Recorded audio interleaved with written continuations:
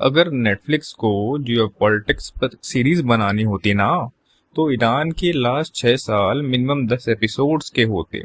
और क्या पता मेरी इस वीडियो से उन्हें एक न्यू वेब सीरीज बनाने का आइडिया मिल जाए। 2020 से लेकर 2026 तक ईरान ने दुनिया को इतनी ब्रेकिंग न्यूज दी है कि न्यूज एंकर भी सोचते होंगे, भाई आज फिर से ईरान। ईरान की जियोपॉलिटिक्स में फर्क सिर्फ इतना है कि नेटफ्लिक्स में एपिसोड हर फ्राइडे टू फ्राइडे आते हैं और यहाँ हर अगले दिन ही नया ट्विस्ट आ जाता है।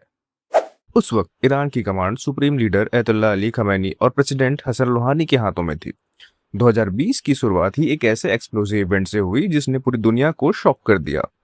जनवरी 2020 में अमेरिका की एक ड्रोन स्ट्राइक में ईरान के top military commander general Qasem Soleimani की मौत हो गई। और सबसे इंटरेस्टिंग बात यह थी कि इस ऑपरेशन का ग्रीन सिग्नल खुद उस वक्त के अमेरिकन प्रेसिडेंट डोनाल्ड ट्रंप ने दिया था। व्हाइट हाउस का कहना था कि सुलेमानी अमेरिकन डिप्लोमेट्स और सोल्जर्स के खिलाफ फ्यूचर अटैक प्लान कर रहे थे।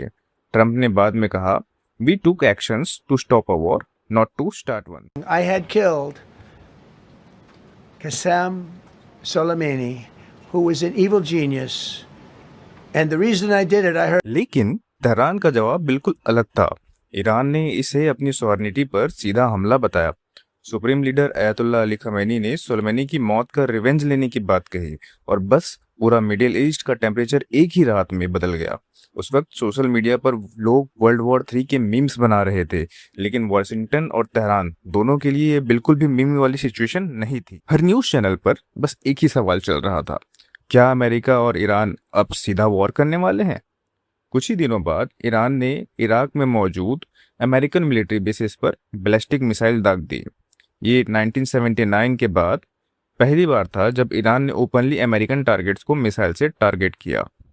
खुशकिस्मती बस इस बात से थी कि बात फुल स्केल वॉर तक नहीं पहुंची, लेकिन दुनिया को समझ में आ गया था कि मिडिल ईस्ट में एक छोटी सी चिंगारी भी कभी कभी पूरी दुनिया का बीपी बढ़ा देती है। इसके बाद आते हैं 2021 में, जब इब्राहिम रईसी ईरान के नए प्रेसिडेंट बने।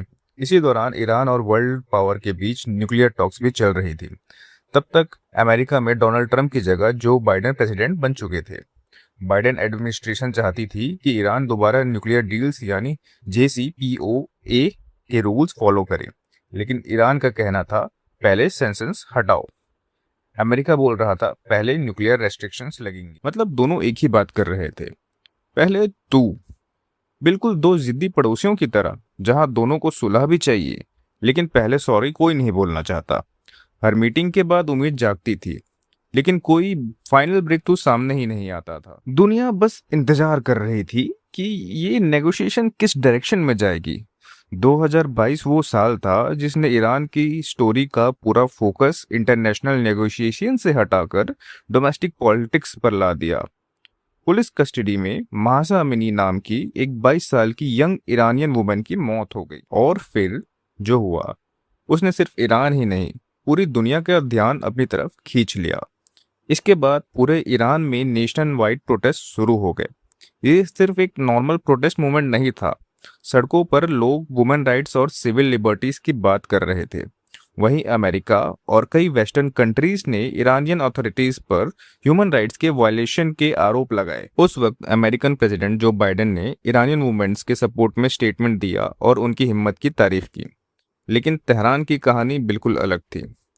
ईरानियन गवर्नमेंट का कहना था कि प्रोटेस्ट में बाहरी ताकतें और फॉरेन इन्फ्लुएंस भी रोल प्ले कर रहे हैं। एक तरफ सड़कों पर प्रोटेस्ट चल रहे थे और दूसरी तरफ टीवी स्टूडियो और सोशल मीडिया पर नैरेटिव्स की एक अलग ही जंग। जियोपॉलिटिक्स में कभी कभी मिसाइल से ज्यादा पावरफुल चीज होती है नैरेटिव, जो अपनी कहानी दुनिया को पहले समझा दे। पब्लिक ओपिनियन अक्सर उसी की तरफ झुकने लगता है। इसी वजह से महसा अमीनी का केस सिर्फ ईरान का डोमेस्टिक इशू नहीं रहा, बल्कि ग्लोबल डिबेट बन गया। और फिर आता है ईयर 2023 और यहाँ स्टोरी में एक ऐसा प्लॉट ट्विस्ट आता है जिसकी शायद उम्मीद किसी ने नहीं की थी। ईरान और सऊदी अरेबिया, दो ऐसे रीजनल राइवल्स जो सालों से एक दूसरे के सामने खड़े थे, उन्होंने अचानक डिप्लोमेटिक रिलेशंस रिस्टोर करने का फैसला किया। अब असली सरप्राइज सुनिए। इस एग्रीमेंट को ब्रोकर किया था चाइना ने। और यही वो मोमेंट था जब दुनिया भर के जियोपॉलिटिकल एक्सपर्ट्स एकदम अलर्ट हो गए।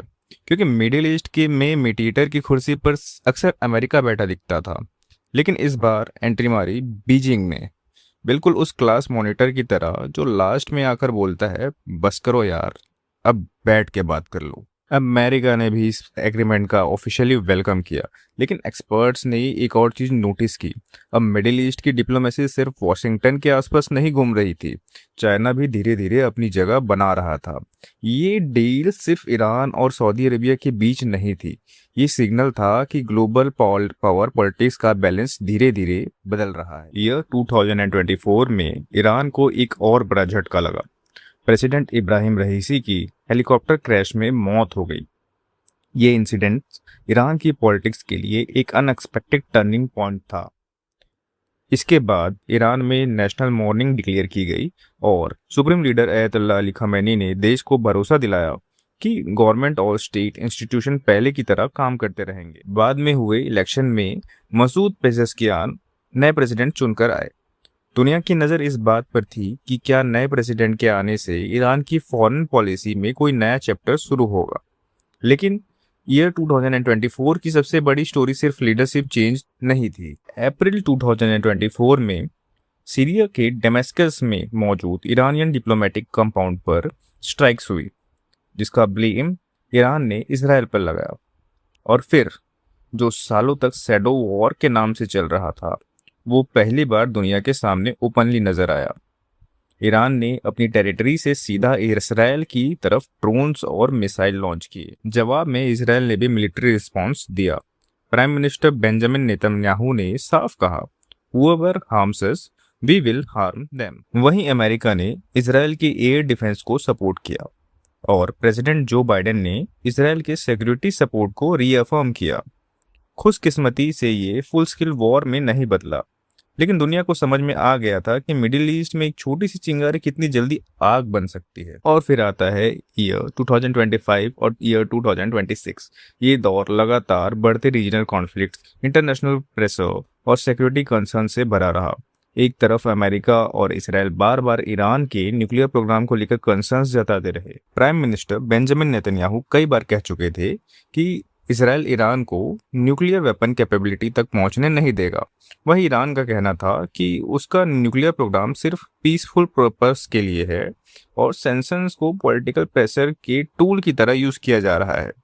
यानी एक तरफ डिप्लोमेसी चल रही थी, दूसरी तरफ मिलिट्री प्रिपेयर्डनेस भी।